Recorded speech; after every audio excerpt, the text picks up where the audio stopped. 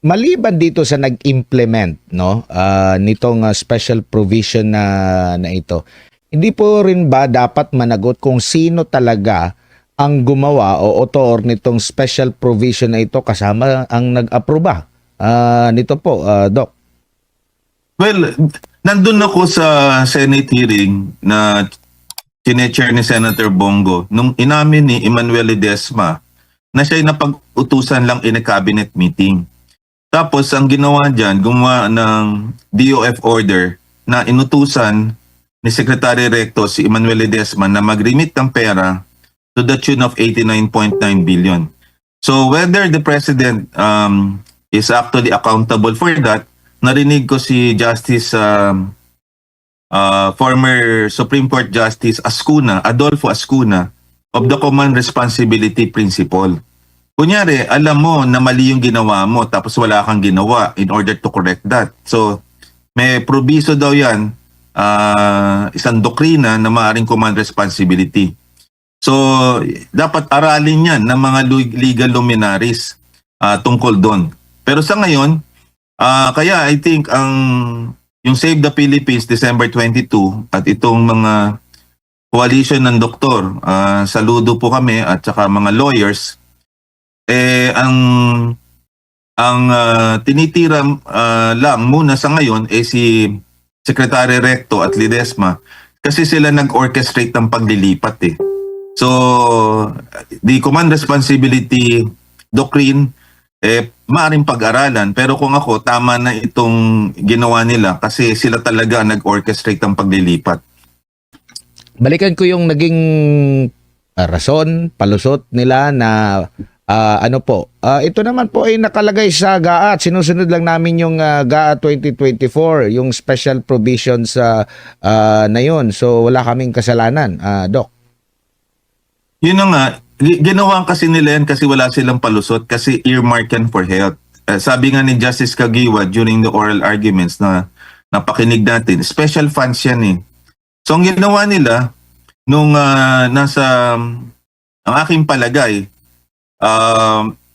dahil Deputy Speaker si Secretary Recto at naging BICAM siya, nagkaroon ng meeting ng 2023. Tapos na-appoint siyang Secretary of Health of January 2024. Agad na kagad siya gumawa ng Pebrero ng isang DOF Circular 003 na naglilipat ng pera. So ibig sabihin, sinagawa nila yon during the BICAM na i-insert yung provision na yon. Tapos pag-appoint sa kanya kagad, nilipat kagad nilang pera in tranches. At nakita natin yan na talaga may deliberate mo para ilipat yan. So ako, ang aking opinion, in-orchestrate yan using the provision lang. At bakit naman titirahin mo ang PhilHealth? Sa dami naman na pwede mong tirahin na GOCC. Bakit naman pwede naman tirahin nilang PAGCOR? Pwede nilang tirahin ng PCSO? Bakit pa naman yung Healthcare Agency at Funding Agency ng Kalusugan? Nakakapikon yung ganyan . Pwede pa sana yung mga ibang GOCC. Pero yung pakialaman, ang budget ng PhilHealth na wala naman silang kapera-pera dyan kung hindi direct contributors. Wala nga silang ambag dyan . Ang ambag dyan sa syntax at saka contribution ng tao, yun pa na nila pastangan nila. So, yan ang direct kong sagot dito sa iyong tanong. Opo, Doc, good evening. Sa MJ po ito. So, meron ako nabasang artikulo sa social media na sinasabi na yung pamahalaan ay 2 beses ninanakawan ng PhilHealth per year. Basahin ko yung ilang bahagi, sir. Sabi dito, and I quote, "The first short-changing occurs in the annual national budget. BBM's admin never allocates the full amount required by law. Second naman, the second shortcoming occurs the rest of the year. BBM's admin never releases PhilHealth's entire approved budget." Bilang doktor, sir, anong masasabi mo dito sa artikulong ito? Well, tama yan. Pinadala sa akin ni Jairus Bondoc yan. Siya yung sumulat niyan. In fact, may utang ang government sa atin sa syntaxes. Hindi nila ni-remit . May utang din sila yung PAGCOR at PCSO. So, ang total niyan ay 356 billion. Kasi through the years, dapat nagbibigay sila ng 70 billion. Sa panahon ni BBM, bumaba yung PhilHealth budget, tapos tumaas yung MAIPIP. So, nag-umpisa sila mag-defund noong 2024, yung sa 60 billion. Sa 2025, last year, zero sila. Tapos this year, katabla lang yung MAIPIP. So, ngayon, saan napunta yung syntax money na dapat ina-allocate nila? So, sa loob ng 3 taon, kung 70 billion yan, may utang sila mga 210. Tapos sa PAGCOR money, meron sila mga 20 billion. Kaya ang computation dyan, which diniscuss sa Senate hearing, paano huhulugan yan ng government? Ang laki-laking pera na arrears ng government. So tama po yan. Isa yan dapat sa chinecheck ng Kongreso, yun sa Joint Oversight Committee ng Senate at Congress, na alamin kung ano yung pagkakautang ng government sa PhilHealth. At tingin ko, sobra-sobra ang pera ng PhilHealth para tingin ko later on, wala nang babayaran ang Pilipino. Kaya ano nangyayari? May arrears sila, dinidefund pa nila, gumawa pa sila ng discretionary funding katulad ng MAIPIP. Kaya dapat yan maimbestigahan talaga ng Senate and Congress. At ako ay sumusuporta dyan sa ganito. So tama po yan, yung nabasa niyo pong artikulo. Sir, paras lang ba ang GL at ang MAIFIP? Kasi 'di ba sabi wala nang GL sa 2026. May MAIFIP. Parang the same ano lang eh. The same concept. Well, Doc. yung MAIPIP kasi discretionary fund siya 53 billion. Bago nagkaroon ng ganitong anti-EPAL provision, may guarantee letter. Pero ang point ko doon, ang namamahala pa rin sa local government ay mga politiko. So kahit walang guarantee letter, pwede ka naman mag-text, pwede ka naman tumawag at sabihin mo, akin yan, tulungan nyo yan, mag-release ka ng pera dyan. So it doesn't mean without the guarantee letter, the patronage politics will not go on. Kasi hindi naman tayo nabuhay kahapon lang eh. I've seen this in the hospital on how the guarantee letter. Sometimes nga mas malaki yung iba kung kakilala nila, mas maliit kung hindi nila kilala, arbitrary. Kaya nga pinapaalis natin MAIPIP kasi isa patronage politics, discretionary yung funds. Minsan 5, 10,000. Sa PhilHealth, kung ano yung sakit mo, meron ng proseso kung magkano ibibigay sa'yo. So dapat, yung MAIPIP na yan, buwagin, then lahat ng pera niyan, ilagay sa PhilHealth para mabawasan yung babayaran at meron ng finance mechanism kung magkano babayaran. Meron na kasing tinatawag na cases bawat sakit at may finance agency. Hindi mandato ng Department of Health maging funding agency. Labag yan sa universal healthcare because it weakens the PhilHealth. So the guarantee letters to me, palusot lang yan kasi nandyan na yung batas eh. Pangalawa, yung MAIP program, yung mga guarantee letter, inapruban yung 51 billion, pero wala ka pang IRR. Lalabas pa lang January and Pebrero. Paano yun? Nandyan na yung pera.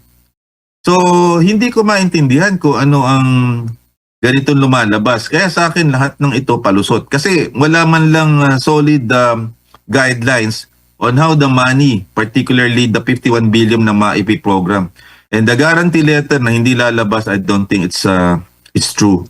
Because I work in the hospital on a daily basis and I know how it works. And sa ngayon, guarantee letters pa rin ang umiiral. Kasi wala kang guidelines eh. Sir, ano epekto ng malaking deficit sa PhilHealth amounting sa ngayon, sabi dito sa datos sa aking nababasa, 356.56 billion. Aside po doon sa government hospitals na pinupondohan ng gobyerno, doon naman po sa mga pribadong ospital na tumatanggap po ng pasyente. Well, eventually talaga magko-collapse ang healthcare natin kasi wala kang pondo. Tandaan natin, kaya universal healthcare na pirmahan lang ni President Duterte ng 2019 kasi si President Aquino inuna munang ma-aproban yung pondo, which is the syntax. Nung naging director ako ng PhilHealth, nakita ko yung pagkukulang na yon. Ngayon, nung abot kamay na natin, tapos may arrears sila, ang laking impact nito sa ating lahat. Kasi kung mapoponda ng PhilHealth, pati private hospitals, pati public, one time na LGU hospitals, out-of-pocket expenses across the board. Kunyari, ang ating out-of-pocket expenses, MJ Admar, at the moment, nasa 47 to 50%.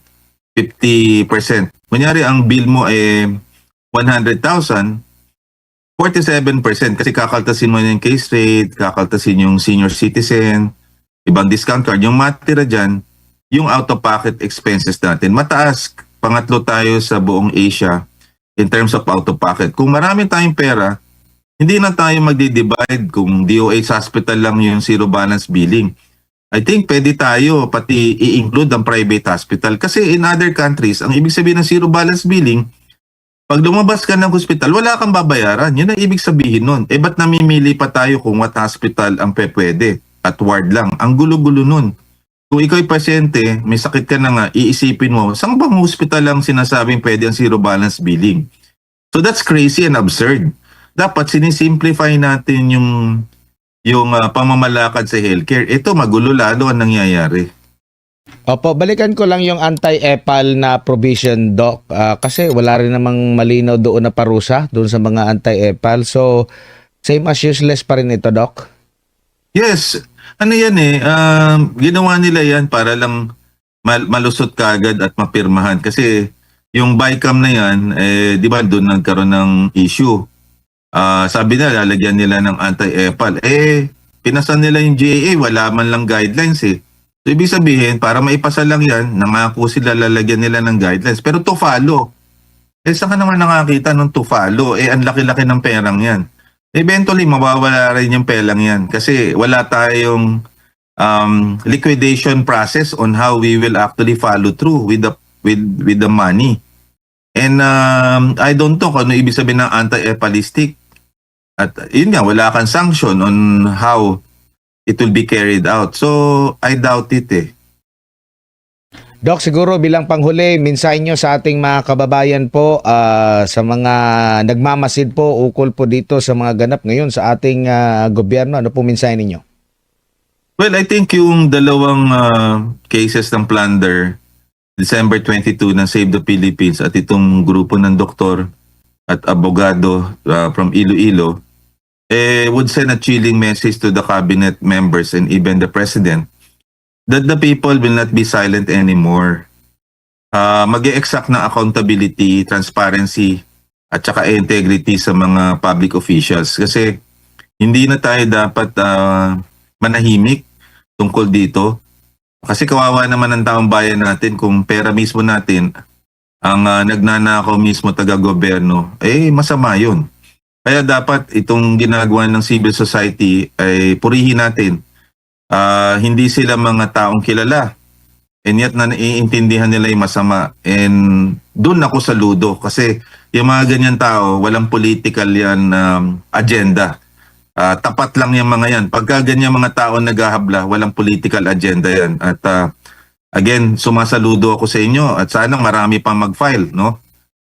Tungkol dito at questionin natin ang mga galawan tungkol sa healthcare kasi ang kalusugan ay kayamanan niya lang natitira sa atin at dangal ng bansa.